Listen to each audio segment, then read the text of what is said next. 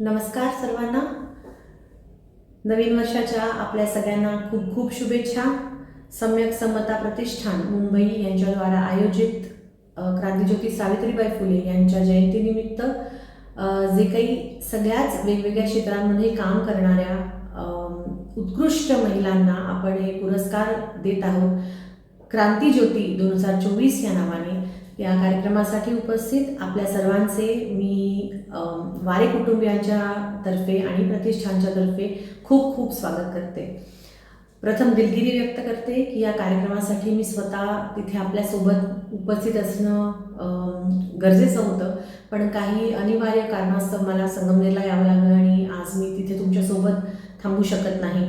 पण राहुल दादा, तुम्ही आग्रहाने हे निमंत्रण दिलं आणि मला तुमच्या कुटुंबाचा एक भाग बनवून घेतलं आहोतच आपण. खरं तर रुपवते आणि वारे कुटुंबीय हे काही वेगळं नाही, पण मला ही संधी तुम्ही दिली त्याबद्दल मी तुमचे आभार मानते आणि मी प्रॉमिस करते की ह्याचं कॉम्पन्सेशन कधीतरी लवकरच पुढच्या कार्यक्रमामध्ये आपल्यासोबत मी स्वतः येऊन भरपाई करण्याचा प्रयत्न करेन.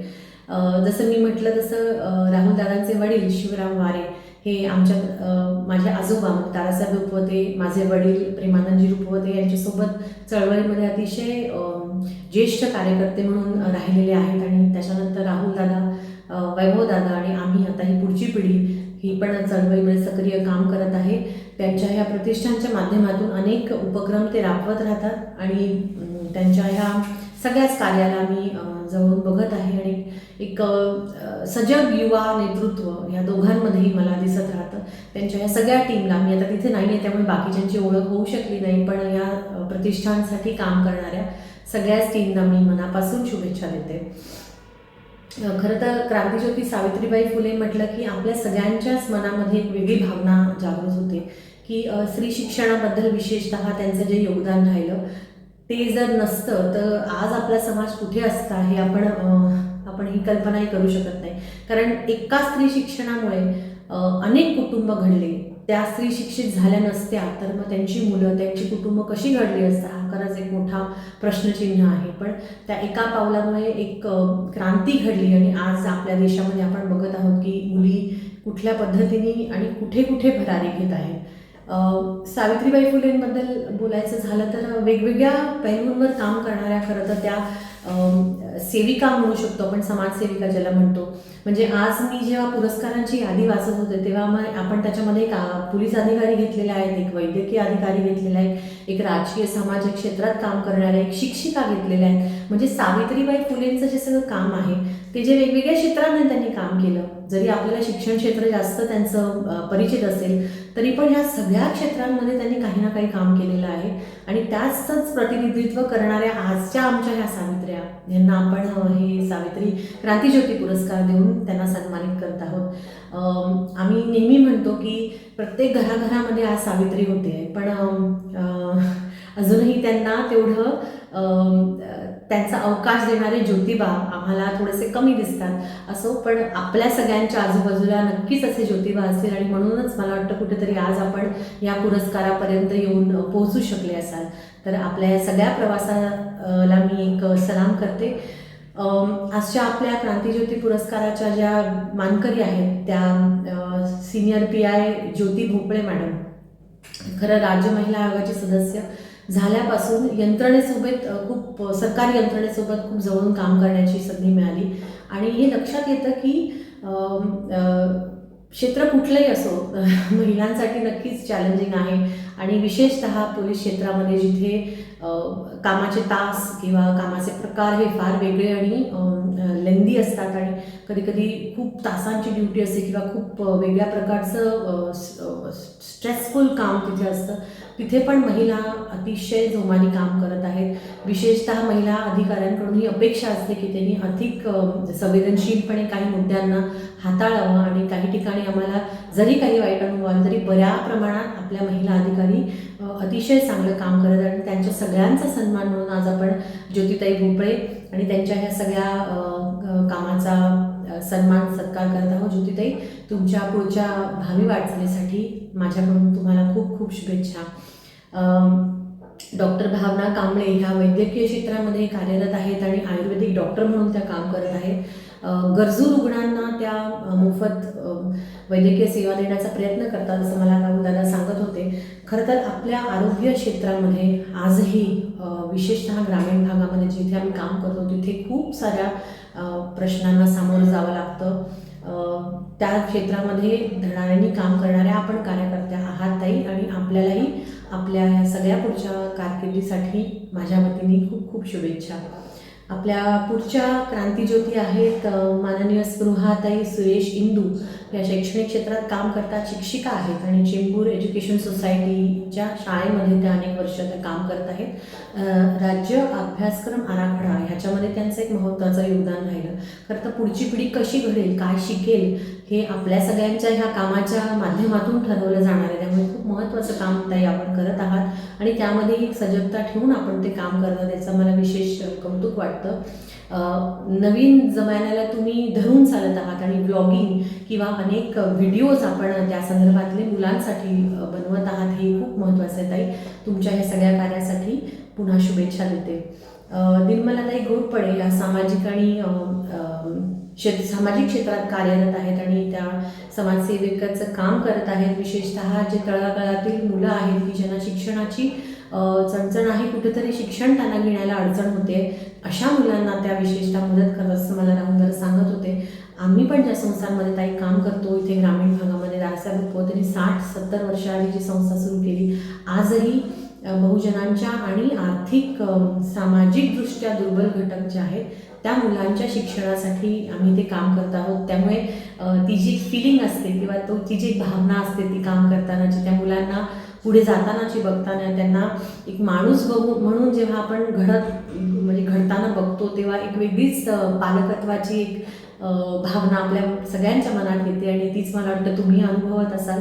तुमच्याही या कार्यासाठी ताई खूप खूप शुभेच्छा. माननीय सीमाताई लोकरे.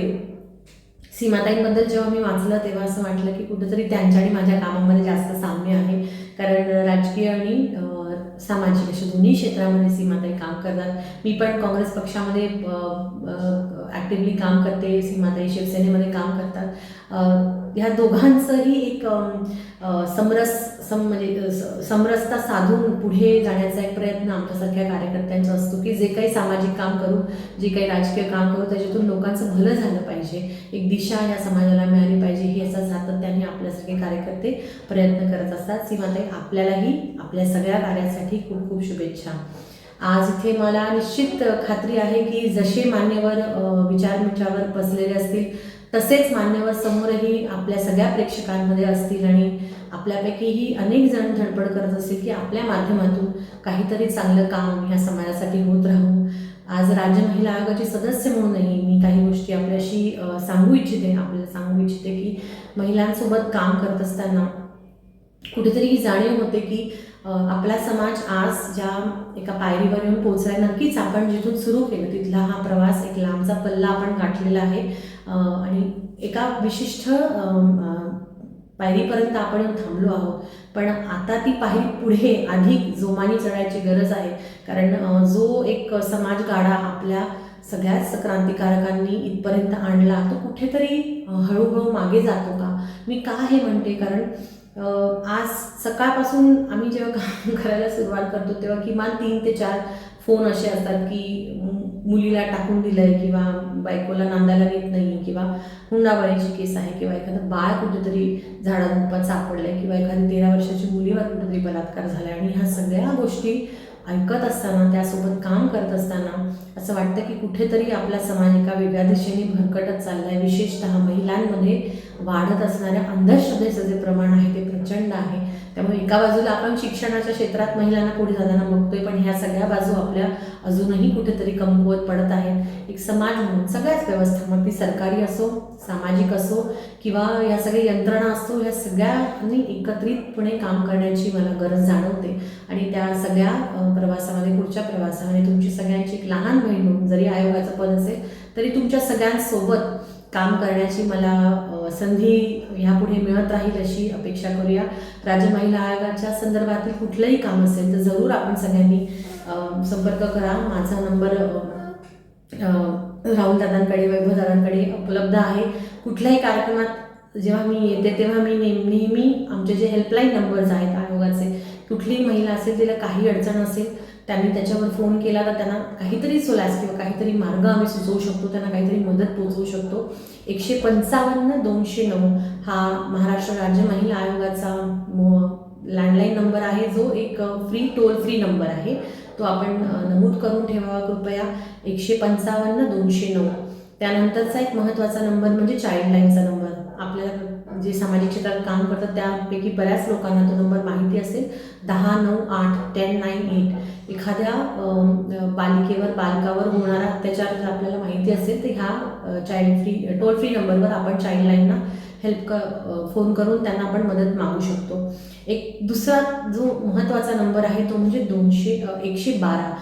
पोलिसांचा नंबर 100-100 हा आपल्या लहानपणापासून पाठ आहे, पण 112 हा जो आता एक क्विक रिस्पॉन्स नंबर पोलीस यंत्रणेने सुरू केला आहे. त्याच्यामध्ये तुम्ही ज्या फोनवरून फोन करता तुम्हाला मदतीसाठी, त्या फोनचं GPRS लोकेशन लगेच ही यंत्रणा ट्रॅक करू शकते आणि तुमच्यापर्यंत ती क्विक रिस्पॉन्स त्या जलद गतीने पोलीस पोहोचवू शकतात. त्यामुळे 112 हा नंबर पण आपण सगळे कार्यकर्त्यांनी लक्षात ठेवावा.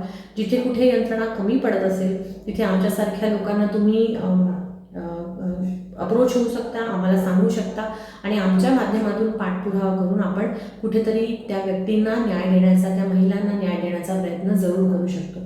पुन्हा एकदा सम्यक समता फाउंडेशनच्या सगळ्याच कार्यकर्त्यांचा, कारण कुठलाही कार्यक्रम असो, छोटा असो मोठा असो, तो करण्यासाठी एक टीमवर्क लागतं, एक टीम लागते की जे सगळं ते कार्यक्रमाचं नियोजन करतात. तुम्हा सगळ्यांचं मनापासून खूप खूप अभिनंदन करते की छान कार्यक्रम तुम्ही सगळ्यांनी घडवून आणला. आणि मला नमूद करा असं वाटतं की आज खरं तर मी माझ्या आईवडिलांना खूप मिस करते, कारण वारी कुटुंबियांचा आणि त्यांचा खूप जवळचा संबंध होता आणि त्यांना निश्चितच अभिमान वाटत असेल की जे काही काम हे सगळं कुटुंब पुढे नेत आहे ते अभिमानास्पद आहे आणि या सगळ्या कामामध्ये आम्ही सगळे तुमच्या सोबत आहोत, एवढीच एक ग्वाही देते. तुम्ही मला इथे या सगळ्यांशी बोलण्याची संधी दिली याबद्दल तुमचे आभार व्यक्त करते आणि थांबते. जय हिंद, जय महाराष्ट्र, जय भीम.